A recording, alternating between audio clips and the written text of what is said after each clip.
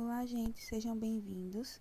Como foi falado no primeiro vídeo, decorrente da extensão do assunto desse capítulo de patologia, nós vamos dividi-lo em 3 partes e essa é a parte 2, continuação de métodos de estudo em patologia.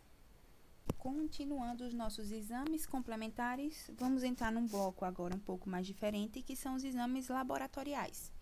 Os exames de patologia clínica ou de laboratório clínico são muitos e geralmente bastante acessíveis, sendo alguns até relativamente baratos ou oferecidos gratuitamente pelo Sistema Público de Saúde.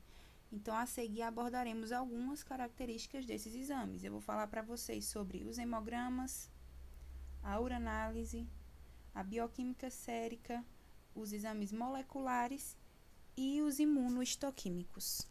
Então, iniciando com o hemograma, que é um exame realizado a partir de amostras de sangue obtido por punção com agulha em um vaso periférico, aqueles vasos que estão mais na periferia, nos membros, por exemplo. Embora seja um exame no qual se observa a morfologia das células e a sua quantidade, não é um hábito considerarmos o hemograma como citologia ou biópsia, talvez pelo sangue ser líquido. O fato é que o sangue é um tecido como os outros, composto por células, só que é um líquido circulante. Então, fica aí um pouco diferente. Eu não vou considerar como um histopatológico ou um citológico, por exemplo. O exame complementar em questão é utilizado para triagem, avaliação de anemia, problemas plaquetários e de coagulação, podendo sugerir também infecções virais, bacterianas, deficiência no número e quantidade de células que fazem defesa no organismo, quantidade também de células brancas que podem denotar falta de resistência. Então, alguns dos principais objetivos desse exame é realizar a triagem, analisar deficiências celulares, buscar a presença de infecções, observar a presença de anemia, encontrar alterações plaquetárias e de distúrbio de coagulação. Fazem parte do hemograma a contagem de hemácias, a mensuração de hemoglobina, o hematócrito, o volume corpuscular médio de celular, a contagens totais e diferenciais de leucócitos, a contagem de plaquetas, além das observações morfológicas de todos os tipos de células do sangue. Então, esses são os componentes do nosso hemograma. Uma das limitações desse exame é que suas alterações indicam ou sugerem alguma doença, mas não nos dão certeza sobre a causa exata daquela doença ou daquela alteração.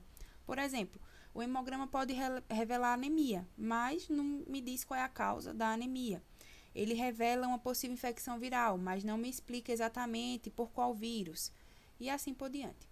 Por isso é considerado um exame de triagem, sendo necessário muitas vezes outros exames para esclarecer as causas, mas a partir dele dá para se iniciar um tratamento que vai ajudar a pessoa na melhora. De qualquer forma, ele também é um exame absolutamente importante, barato e disponível e que também salva muitas vidas.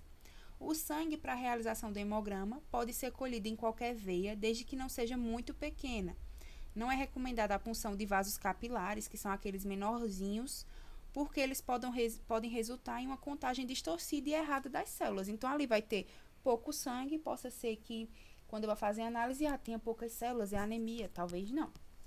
Toda coleta de material também deve acontecer com desinfecção do local. Então, eu vou puncionar o vaso sanguíneo, mas antes eu tenho que fazer a higienização com algodão embebido de álcool 70.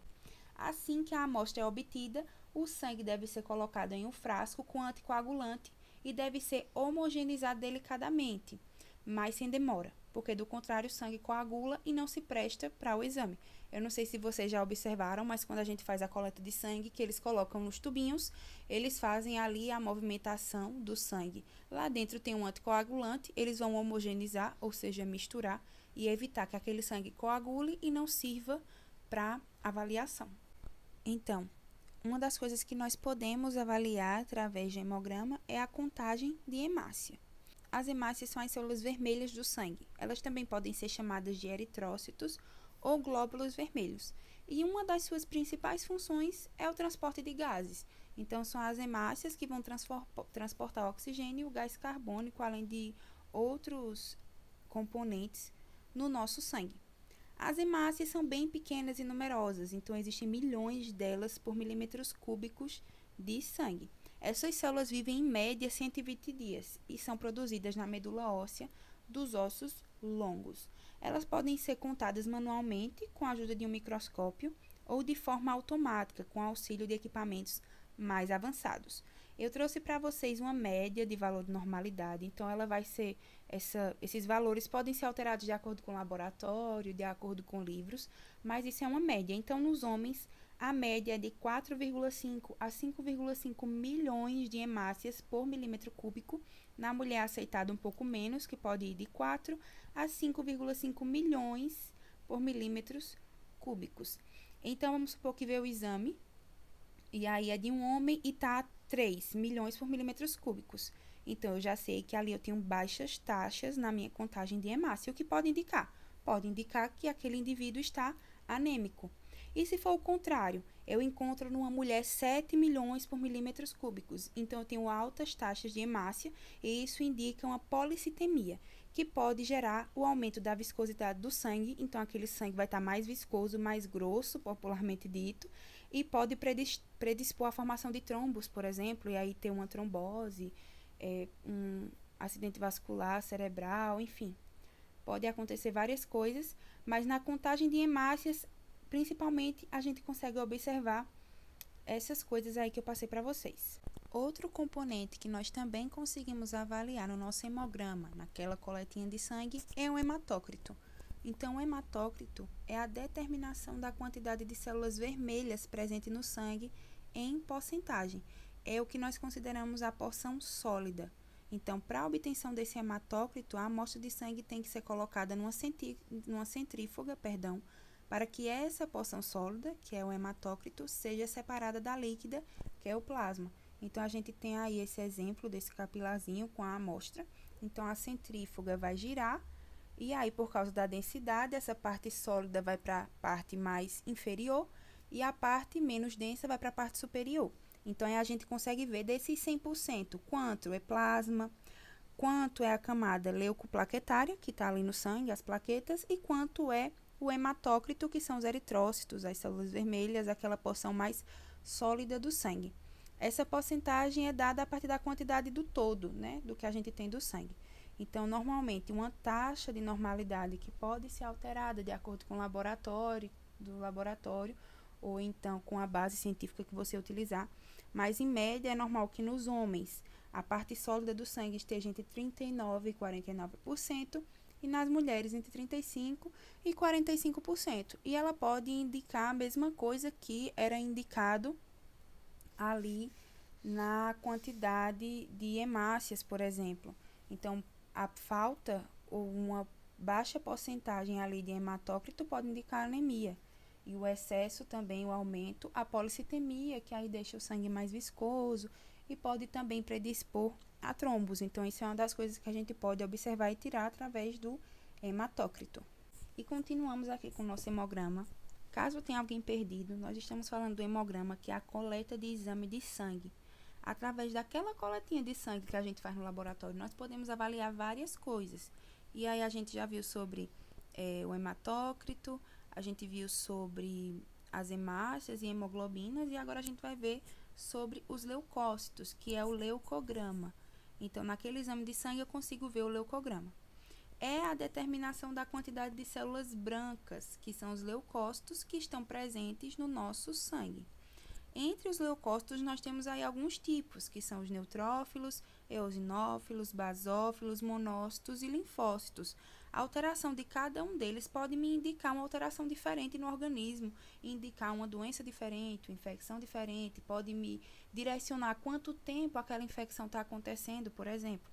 Os leucócitos, eles são as células sanguíneas responsáveis pela defesa do organismo.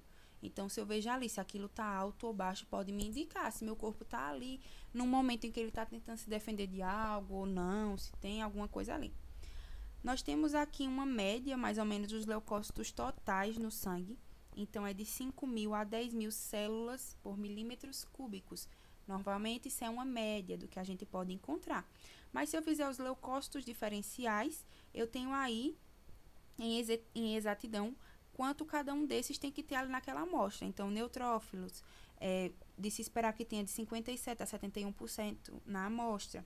Os eosinófilos de 2 a 4%, basófilos de 0 a 1%, monócitos de 4 a 8% e os linfócitos de 21 a 35%. Então, se eu tenho menos ou mais que isso, pode me indicar alguma coisa. As baixas taxas, por exemplo, se as baixas taxas de leucócitos acontecerem, a gente vai ver que está indicando uma leucopenia. Mas já se eu tenho muito, é uma leucocitose. Então, baixo, leucopenia, alto, leucocitose. E o que cada um desses quer me indicar? Se a contagem estiver acima do normal, que é a alteração conhecida como leucocitose, servirá de indício para que eu entenda que está acontecendo uma reação orgânica de agressão. Então, pode ser inflamação, pode ser infecção. Então, ali eu tenho muitas células, muitos leucócitos, que está dizendo que o meu corpo está ali sendo agredido e está tentando se defender. Já se essas contagens estiverem baixas, é um indicativo de imunossupressão ou perda da capacidade de resposta. Então, a gente pode estar ali diante de falências da medula óssea, então a pessoa não consegue produzir a quantidade devida de leucócitos, pode indicar algumas infecções virais e também alguns tipos de cânceres, ou também pode estar indicando estresse. Mas imagine que você está doente, você foi fazer um exame de sangue e essas células estão muito lá embaixo, então você provavelmente não está conseguindo se defender. Seu corpo não está produzindo aquela quantidade necessária de leucócitos. Então, essas são algumas indicações que o leucograma pode nos dar. Mas aí eu trouxe para vocês uma tabelinha de algumas causas de alteração nas contagens de leucócitos. Então, vamos supor que eu pego lá um hemograma e eu vejo que tem um aumento de neutrófilos. Então, pode estar acontecendo inflamação ou infecção bacteriana, por exemplo. Mas eu vejo aumento de eosinófilos. Pode ser um processo alérgico, uma infecção por parasitas, um aumento nos linfócitos, é característica de doença viral. Mas já se eu vejo uma diminuição do linfócito, é um indicativo de imunossupressão. Já um aumento nos monócitos é uma doença crônica. Então, para a gente entender bem esse leucograma, tem que ir lá revisar novamente a disciplina de citologia, entender bem qual é a responsabilidade, qual é a função de todas essas células do nosso organismo, que a gente entendendo a função, a gente consegue perceber o que o excesso ou a falta dela quer indicar no nosso organismo, mas, em suma, o leucograma vai ter essa função de indicar realmente como anda a defesa do nosso corpo. Se ele está no momento em que está se defendendo, então está ali um processo de produção de células. Se ele está normal, não está produzindo nada, está nas taxas de normalidade, ok. Ou se está bem abaixo e ali o seu corpo não está conseguindo realmente lhe defender daqueles ataques de micro-organismos externos. E para terminar o nosso hemograma, temos, por fim, as plaquetas. Então, as plaquetas fazem parte da composição do nosso hemograma, da composição do nosso sangue. Sua principal função é auxiliar na coagulação sanguínea. Existem vários porquês, por exemplo, gestação, uso de medicamento, tabagismo, que podem alterar para mais ou para menos a quantidade de plaquetas. Mas, em suma, sua redução predispõe o indivíduo a hemorragias. Então, se eu tenho poucas plaquetas, o meu sangue não coagula. Então, eu estou mais predisposta a ter hemorragias. Por exemplo, eu tomo um corte ou uma perfuração. E aí, o nosso sangue ele coagula para fechar ali aquela saída externa. Mas, se eu não estou com capacidade de coagular, então aquele sangue vai ficar saindo até que o meu corpo consiga, o meu sangue consiga coagular. Mas a falta de plaquetas vai dificultar esse processo. Mas, ao contrário disso, o seu aumento facilita a formação de coágulos e trombos, que aí causam as tromboses. Então, se eu tenho muitas plaquetas, a minha coagulação vai acontecer com mais facilidade e ali pode formar os trombos, os coágulos, pedacinhos de sangue ali que podem comprometer de forma bem radical o nosso corpo. Baixos níveis de plaqueta é considerada a plaquetopenia e os altos a plaquetose. E aí um valor de normalidade mais ou menos é entre 200.000 e 400.000 células por milímetros cúbicos. E aqui nós terminamos o nosso hemograma. Então, no nosso hemograma, nós conseguimos ver presença de anemia, por exemplo, se o corpo está passando por algum processo infeccioso. Nós conseguimos ver também como estão os níveis de coagulação do nosso sangue. E aí dá uma triagem muito legal para direcionar tanto o diagnóstico quanto o tratamento. Mas, se esse hemograma não foi o suficiente, então nós podemos partir para outros tipos de exames complementares que podem enriquecer a qualidade do diagnóstico. Vamos agora conhecer um novo exame laboratorial, que é a ureanálise, ou uranálise. É o exame realizado através de uma amostra de urina. Acho que todo mundo aqui já deve ter feito o exame de urina, mas ele traz muitas informações e deve ser solicitado sempre para fazer um check-up ou também como um exame de triagem, além dos casos em que se perceba alguma alteração no sistema urinário.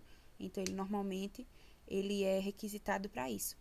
Os resultados desse tipo de exame podem sugerir problemas nos rins, na bexiga, na uretra, mas também podem sugerir diagnósticos diferenciais, como diabetes mellitus, diabetes insípidos, que seja nefrogênica, doenças hepáticas, entre outras. Os principais objetivos são realizar triagem e analisar o funcionamento fisiológico, como eu disse, principalmente do sistema urinário, mas não exclusivamente dele. Então, a amostra de urina vai analisar a quantidade dos componentes da urina, vou analisar a presença de substâncias anormais. Então, quando a urina, o sangue é filtrado, que ali é retirada a urina, tem alguns componentes que devem ser reabsorvidos pelo corpo e alguns que devem sair. Se aí eu estou saindo com algumas substâncias anormais, então eu preciso verificar realmente o que é que está acontecendo ali. Além disso, eu vou analisar a densidade, coloração, o aspecto, o odor do pH. Já todo mundo se ouviu falar, eita, seu sangue está muito amarelo, ele está muito denso, muito concentrado, está com um cheiro muito forte. Então, é feito o exame para ver o que é que está passando ali que não deveria estar. E aí, consequentemente, avaliar. Então, eu trouxe alguns exemplos de prováveis alterações relacionadas à amostra de urina. Então, se eu vejo ali naquela urina presença de glicose e corpos cetônicos, então pode indicar diabetes mellitus. Isso ali não deveria estar. E se está, principalmente em grande quantidade, é um indicativo de diabetes. Eu posso ver ali que está com densidade abaixo do normal, tem presença de proteínas e cilindros, então pode indicar disfunções renais. E se eu vejo presença de bilirrubina dentro da urina, então pode ser um problema hepático. Já se eu vejo uma alta presença de bactéria, pode indicar um tipo de infecção. E se tem presença de cristais, pode ser que tenha também cálculos renais. Então, o exame de urina é um exame simples, de coleta simples, que você pode realizar em casa, com um copinho coletor. E também é de fácil análise. E quando existe essa análise, a gente pode ter todos os componentes e, através dessa extração de componentes, fazer determinados diagnósticos. Também é um exame barato, semelhante ao hemograma, de fácil acesso. O próximo exame laboratorial é a bioquímica sérica, que é a medição de certos compostos do sangue e outros fluidos, e a intenção é avaliar o funcionamento de determinados órgãos. Então, eu vou dar exemplo aqui de algumas moléculas e a sua aplicação na patologia. Então, eu tenho a ureia, creatinina e algumas outras moléculas, e tem indicativo na tabela quais são os órgãos-alvo que eu quero avaliar, os principais órgãos-alvo. Então, se eu avalio, eu peço aí a coleta para avaliação de ureia e creatinina, possivelmente eu quero verificar a função renal. Então, se eu tenho altos índices de ureia e creatinina, provavelmente eu tenho ali uma injúria renal, algum tipo de alteração renal. Se eu vejo já LT e AST, eu estou avaliando a função hepática. Glicose, avaliação da função pancreática. Já a amilase e a lipase estão mais relacionadas a fígado, a função hepática. E CPK, por exemplo, pode verificar infarto agudo do miocárdio. Então, são várias as moléculas que eu posso avaliar e cada uma vai indicar o funcionamento de um determinado órgão ou até mais órgãos. Mas esses são os principais que são avaliados. Então, eu peguei um paciente, por exemplo, chegou e ele está me dando queixas de dores que se qualificam a dor renal, ele está com problemas na urina, está muito densa, enfim, está muito escura, está doendo para urinar e tudo está indicando rim. Então, a avaliação de ureia e creatinina seria de bom agrado para eu ver realmente se tem uma alteração ali ou não. É a única forma de verificar a alteração? Não, mas é como eu estou dizendo, é um exame laboratorial complementar, é aquilo que vai complementando tudo o que eu quero avaliar no paciente, e a bioquímica sérica é uma das formas bem eficazes de fazer essa triagem. Outro exemplo de exames laboratoriais são os exames moleculares. Então, eles são realizados através de amostras de sangue, fluidos e outros tecidos corpóreos. São exames que estudam principalmente macromoléculas, como o DNA e o RNA. O exame de paternidade, por exemplo, também é baseado nesse método. Então, considerando que cada pessoa tem um DNA diferente e é formado a partir do DNA de seus pais, a gente consegue estabelecer uma relação entre esses indivíduos. Os principais objetivos desses exames são diagnosticar a presença de doenças. Então, imagine que eu estou fazendo uma avaliação do DNA e tem um pedacinho ali que não é daquela pessoa. É de um patógeno, enfim, de um vírus. E aí está me indicando que aquele componente está presente onde não deveria estar. E aí eu posso diagnosticar uma doença. Eu posso também analisar a predisposição a determinadas patologias. Então, são aqueles estudos genéticos, de árvore genética. Então, eu posso ver se a pessoa tem ou não uma predisposição para ter determinada doença. Além disso, esses exames também servem para estudar a composição genética do indivíduo. O último exame laboratorial que nós vamos ver é o imunohistoquímico. Esse exame é realizado para a identificação de antígenos e principalmente relação antígeno-anticorpo. O que é o antígeno? Antígenos são corpos estranhos que podem ser encontrados no nosso organismo. E esses corpos estranhos, eles vão desencadear uma resposta imunológica para a produção de anticorpos. Então, normalmente é assim que funciona. Então, eu tenho lá um antígeno, um corpo estranho. Meu corpo vai perceber aquele corpo estranho e ele vai tentar se defender. Essa defesa acontece através da produção e liberação de anticorpos. Esse exame imunohistoquímico, ele vai fazer a avaliação dessa relação antígeno-anticorpo. Então, será que meu corpo ele está criando anticorpos suficientes para detonar esse antígeno? Será que a medicação que está sendo tomada, ela está sendo suficiente para ajudar meu corpo na defesa desse antígeno? Esse exame ele é muito utilizado para diagnóstico, para avaliação de prognóstico de pacientes oncológicos com neoplasias. Os principais objetivos deles são diagnosticar a presença de doença, e o bom é que ele consegue me ajudar a identificar que tipo de patógeno, através desse antígeno, está agredindo o corpo. Auxilia no estabelecimento de prognóstico, então eu consigo ver até onde meu corpo consegue se defender, se ele realmente está com aquela capacidade de defesa, se ele precisa de auxílio medicamentoso, por exemplo. Ele também direciona o tratamento e analisa a resposta terapêutica que o meu corpo está dando através do tratamento. Então, eu avaliei ali que eu tinha um antígeno que estava agredindo o meu corpo. Por exemplo, meus anticorpos não são suficientes, estou fazendo um tratamento medicamentoso, estou fazendo uma quimioterapia. E aí eu posso repetir esse exame e avaliar se realmente aquele tratamento terapêutico está sendo eficaz na destruição desses antígenos. Bem, gente, espero que vocês tenham compreendido bem essa segunda parte. Continuaremos com exames de imagens na parte 3, tá bom? Se você gostou desse vídeo, dá o like, compartilha com os colegas para eles aprenderem também e se inscreve no canal. Tchau, tchau!